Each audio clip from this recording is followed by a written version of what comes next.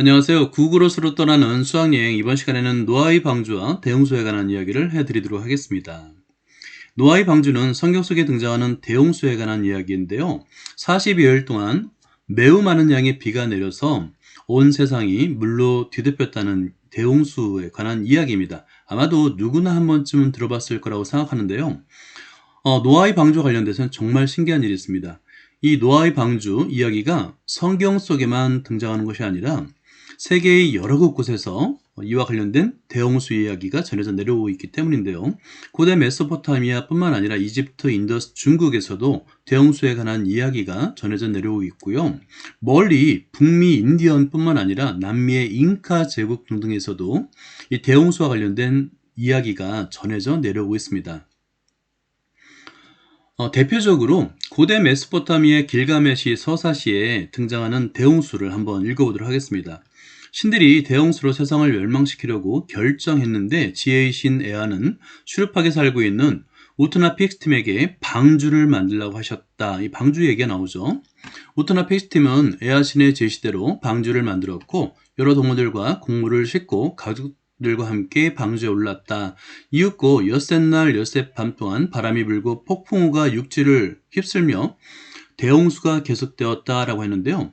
전반적인 이야기가 성경 속의 노아의 방주 이야기가 똑같습니다. 단지 차이가 노아의 방주는 40일 동안 비가 내리지만 여기서는 엿새 날 동안 비가 내렸다는 그 기간의 차이예요.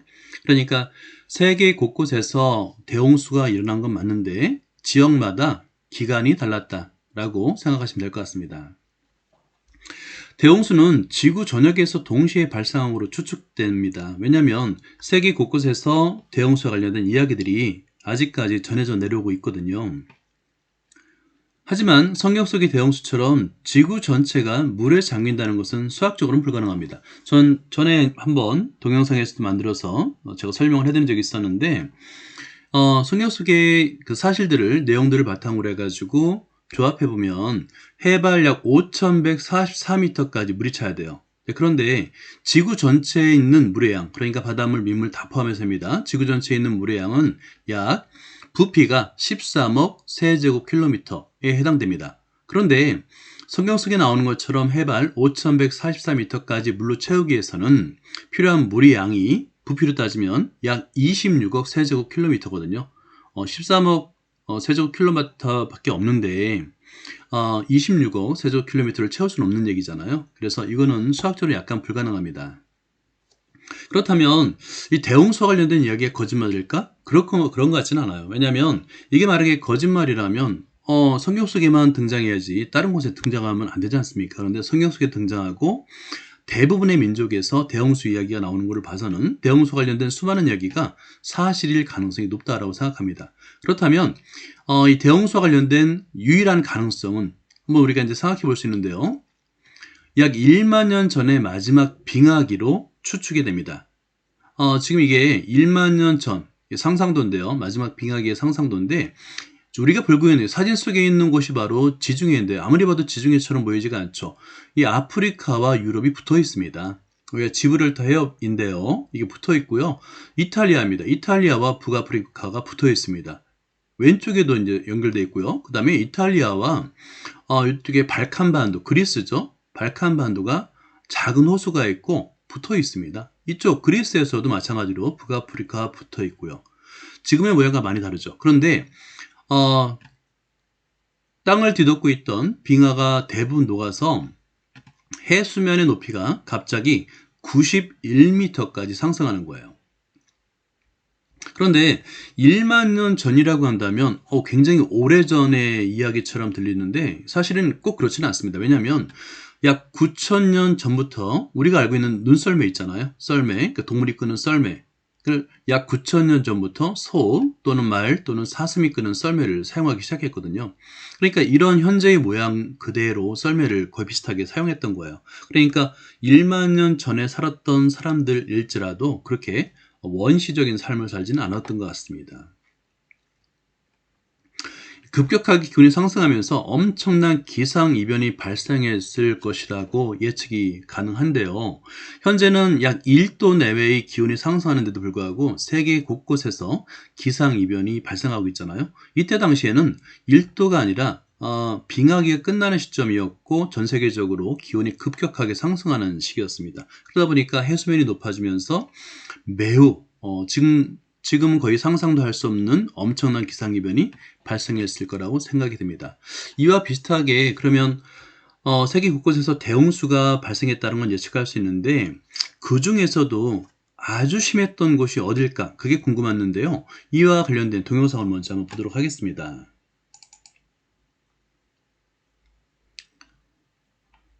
여기 보면 내셔널 지오그래픽에서 지금 이 흑해입니다. 흑해 지역에 관심을 가지고 이제 동영상을 만들었는데요. 원래 이 흑해는 담수호였습니다. 그러니까 육지에 둘러싸인 민물 호수였는데 지금처럼 북미와 전 세계에 있던 비가가 녹으면서 해수면이 갑자기 91m, 92m 높이로 올라가게 되면 상승하게 됩니다. 그러니까 지중해, 지브롤터 쪽으로다가 지중해에 엄청난 물이 흘러 들어오게 되고 지중해를 가득 채웠던 물이 이 보스포러스 해협, 그러니까 좀 이따 한번 제가 보여드릴게요. 구글어스로 통해서 보여드릴게요. 그래서 육지로 막혀있던 곳에 해수면이, 그러니까 지중해를 채웠던 바닷물이 들어가게 됩니다. 그래서 흑해를 채우게 되는데 조그만 담수였던 곳에 흑해가 대단히 큰 지중해로부터 밀려들어온 바닷물로 인해서 단기간에 해수면이 급격하게 상승했을 거라고 생각이 드는 거예요. 예상으로는 아마도 100m, 최소 100m에서 한 200m 이상의 해수면 상승이 있지 않을까 생각이 듭니다. 기상이변과 해수면 상승으로 가장 큰 피해를 입은 곳, 방금 전에 영상을 보셨듯이 지금 이게 1만 년 전의 상상도인데요. 이게 바로 지중해입니다. 지금과는 많이 다르죠. 지중해 이 지브롤터 해협 쪽으로다가 바닷물이 밀려 들어오기 시작합니다. 그러면서 지중해를 모두 채운 다음에 이쪽에 있는 이 근방에 있는 아마 민족들이죠. 이 근방에 살았던 사람들은 대단히 큰 홍수를 겪었을 거라고 생각이 듭니다. 해수면이 급작스럽게 증가했거든요. 여기를 채운 다음에 그 다음에 마지막으로 흑해 쪽으로 흘러 들어가는 거예요. 그래서 기상이변과 해수면 상승으로 가장 큰 피해를 입은 곳은 지중해 인근과 흑해 인근으로 우리 유추할 수 있는 거예요. 기상이변과 해수면 상승으로 가장 큰 피해를 입은 곳 지중해 흑해, 방금 전에 말씀드렸듯이 이 지브롤터가 원래 막혀 있었습니다. 이게 이제 해수면이 깊이가 한 300m밖에 안 되거든요. 막혀 있었다가 해수면이 상승하면서 뚫린 거예요. 이쪽으로 엄청난 물의 양이 흘러 들어오기 시작합니다. 그러면서 이 지중해를 가득 채운 거예요. 육지였던 곳이 전부 다 바다로 바뀌고요. 그 다음에 여기 에게해라고 합니다. 그리스 오른쪽을 에게해라고 하는데 에게해를 채운 물이 여기 보스포러스 해협을 통해서 흑해 쪽으로 물밀듯이 말 그대로 밀려 들어간 겁니다. 그래서 자그마한 담수였던 흑해가 단기간에 100m에서 200m 정도 해수면이 상승한 거라고 생각할 수 있는 거죠. 이쪽으로 한번 다시 구글어스를 한번 보는 게 좋을 것 같아요. 자, 이게 이제 구글어스인데요. 이쪽을 지중해입니다. 자, 우리가 이제 어떻게 알 수 있냐면, 이게 이제 에게해라고 하는데, 여기 그리스입니다. 에게해인데요. 여기에 보면 아주 좁은 해협이 하나 존재하는데, 이게 다르다네스 해협이에요. 터키와 유럽을 이제 구분 짓는 다르다네스 해협인데요. 이쪽으로다가 이제 바닷물이 밀려 들어갔겠죠. 그리고 나서 이게 하나의 조그만 바다가 형성되는데 이게 마르마라해입니다. 마르마라해에서 모여 있다가 여기를 가득 채운 물이 다시 한번 이쪽에 육지처럼 보이지만 여기에 아주 작은 수로가 이제 해협이 하나 만들어졌는데 이게 바로 보스포러스 해협입니다. 이쪽으로 물이 밀밀듯이 밀려 들어간 거예요. 그래서 원래 담수였던 곳이 아마 지대가 낮은 곳은 전부 다 육지였던 거로 생각이 됩니다. 그리고 실제 이 지대가 낮은 곳, 그러니까 이제 깊이가 낮은 곳에 잠수로 탐사해서 고대 유적을 발견하는 것을 이제 좀 이따 보여드릴 건데요. 이쪽에 인근에 살았던 사람들은 순식간에 100m에서 200m까지 상승하는 엄청난 대홍수를 겪었을 거라고 생각이 됩니다. 실제 요 근처에 살았던 사람들은 전체가 갑자기 자기가 사는 세상 전체가 갑자기 바다로 바뀌는 그런 경험을 했을 거라 생각이 들어요. 그리고 나서 떠밀려서 육지 쪽으로 도달하지 않았을까 생각합니다. 이게 이제 흑해가 된 거죠. 흑해가 이쪽에 조그맣게 이렇게 담수호였던 것을 아까 사진으로 본 적이 있잖아요. 그러다가 지중해에서 밀려 들어온 아주 작은 협곡으로 밀려들었기 때문에 이때 아마 이 물살이 대단했을 거라고 생각이 드는데요. 한 40여일이 걸렸을 거라고 추측이 됩니다. 왜냐면 우리가 이제 좀 이따 설명해 드리겠지만 그 노아의 방주에서 그 주인공 노아가 살았던 그 장소가 아무래도 이 근방이지 않을까 유추할 수 있거든요. 다시 계속 이어서 한번 설명을 해드릴게요. 이 좁은 해협으로 엄청난 양의 바닷물이 한꺼번에 밀려 들어간 곳 세 군데가 있습니다. 첫 번째가 지브롤터라고 그랬죠. 이 지브롤터는 아까 말씀드린 대로 다시 한번 보여드리자면 지금 이제 북아프리카와 스페인 매우 좁은, 지금 이제 여기는 좁게 보이지만 한 10km, 12km 정도 내외입니다. 근데 깊이는 깊지 않아요. 300m 정도밖에 깊지가 않습니다. 이쪽으로 물이 아마 밀려들었을 거라고 생각이 들어요. 여기가 지브롤터 해협이고요. 지브롤터 해협으로 밀려들어온 바닷물이 지중해를 채웠을 겁니다. 그래서 지중해 이쪽이 전부 다 연결돼서 여기 육지였었어요. 앞에서 보여드렸듯이 이게 다 육지였습니다. 그런데 육지였던 곳이 바다로 바뀌면서 아마 엄청난 대홍수를 겪었을 거라 생각이 들고요. 그리스와 터키를 이어주는 여기 많은 섬들이 있잖아요. 이것도 마찬가지로 육지였습니다. 이것이 전부 다 바다가 되면서 이곳에 살던 분들이, 많은 사람들이 아마 대홍수를 겪지 않았을까 생각이 들어요. 자, 그리고 나서 두 번째가 다르다네스 해협이라고 그랬잖아요. 다르다네스 해협은 어디냐면 방금 전에 말씀드린 대로 여기 터키입니다. 이쪽이 터키고 이쪽이 유럽이에요. 유럽. 그런데 터키와 유럽을 가르는 아주 좁은 협곡이 존재합니다. 이게 바로 다르다네스 해협이에요. 이곳으로 지중해를 채웠던 바닷물이 밀려 들어갔을 겁니다. 그래서 이쪽에 작은 바다를 만드는 이게 마르마라해입니다. 마르마라해를 채우고 나서 그 다음에 이쪽이 원래 이제 여기는 해협이 미리 존재하지 않고 아마 넘쳤던 것 같아요. 물이 넘쳐서, 지대가 낮은 곳으로 물이 넘쳐서 흘러 들어가지 않았나 싶은데요. 그래서 만들어진 곳, 이곳이 바로 보스포러스 해협입니다. 보스포러스 해협으로 지중해를 채웠던 엄청난 물의 양이 이쪽으로 흘러 들어가서 흑해를, 그러니까 담수호였던 흑해를 지금의 이제 농도가 낮은 바닷물로 바꿔버린 거죠. 그래서 이쪽 인근에 살았던 육지라고 생각했던 부분에서 살았던 많은 사람들이 아마 대홍수를 겪고, 그때의 그 대홍수에 대한 유래가 성경 속에도 기록되었고, 그 다음에 방금 전에 말씀드린 대로 고대 메소포타미아 문명에도 기록되었던 것 같아요.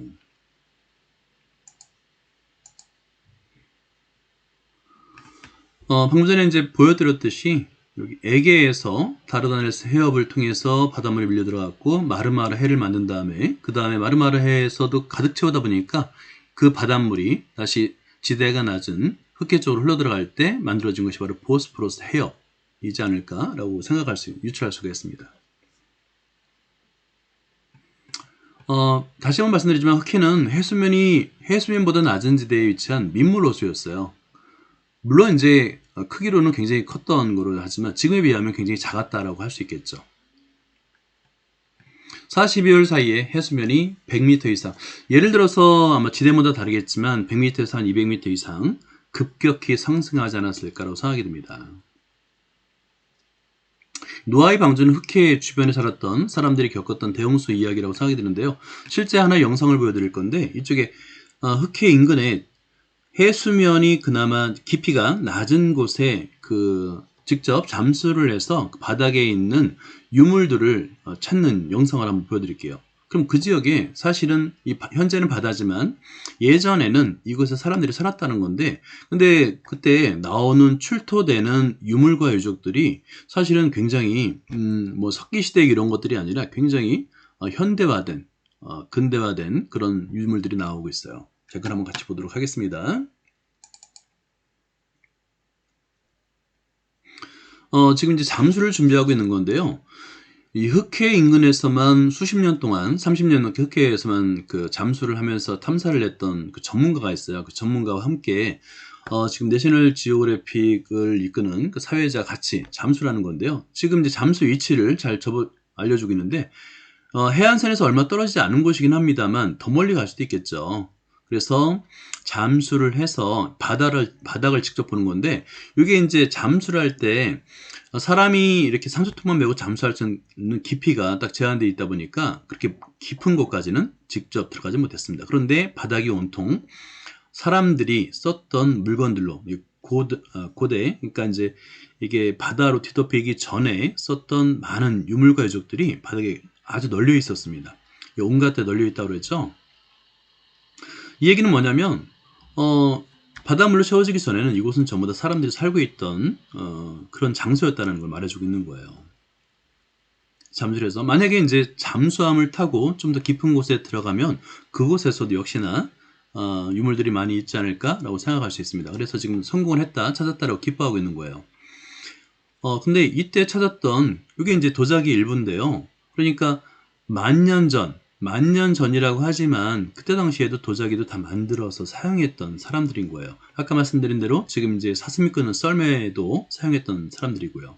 그러다 보니까 만 년 전에 발생했던 빙하기에서 대홍수를 겪었던 사람들이 아주 오래전에 무슨 말 그대로 뭐 신석기, 구석기 그때처럼 이렇게 원시인들이 아니라는 거예요. 근대화된 문명을 가지고 있던 그런 사람들입니다. 그래서 이렇게 탐사하는 내용을 잡았는데요. 여기 이제 이렇게 30년 넘게 그 지중해를 탐사하던 사람이 지금 이게 그릇을 빚은 게 아니라 돌을 깎아서 접시를 만든 것의 일부예요. 돌을 깎아서 만든 겁니다. 그 정도로다가 돌을 다루는 기술이 굉장히 뛰어났던 사람들이 이곳에서 살았던 거라고 예측할 수 있는 거예요. 이것처럼 대홍수 이야기는 가장 가능성 있는 그 장소가 바로 전 세계적인 그 빙하기로다가 전 세계적인 대홍수가 일어났을 거라고 생각이 드는데, 그 중에서도 가장 크게 대홍수가 일어났던 곳은 지중해와 흑해 인근, 특히 흑해 연안이라고 생각합니다. 자, 다시 한번 볼게요. 왜냐하면 유대인들의 조상인 아브라함은 메소포타미아 인근 지역 사람이었어요. 이 메소포타미아 우리가 이제 잘 알고 있듯이 유프라테스와 티그리스 강 사이에서 발생했던 고대 첫 번째 문명이잖아요. 그 메소포타미아 문명 인근에 살았던 사람입니다. 그리고 지금 현재의 지도를 봤을 때 이게 이제 유프라테스 강이고요. 이게 티그리스 강인데 유프라테스 강이 사실 흑해와 거의 밀접해 있어요. 그러니까 이쪽 근방에서 살았던 것 같아요. 그러다가 홍수를 겪고 밀려나서 이렇게 이동하지 않았을까 싶습니다. 그리고 현재 그러니까 이제 그들의 이제 약속의 땅으로 이동했을 거라고 생각이 드는데요. 그래서 고대 메소포타미아는 지중해와 흑해에 인접한 지역으로 성경 속에 기록된 그 대홍수 이야기는 아마도 현재 가능성이 제일 높은 것은 흑해에서 발생했던 대홍수, 단기간에 100에서 200m의 해수면이 상승했던 그때의 대홍수를 직접 겪은 이야기지 않을까라고 생각을 해볼 수 있겠습니다. 여기까지입니다. 감사합니다.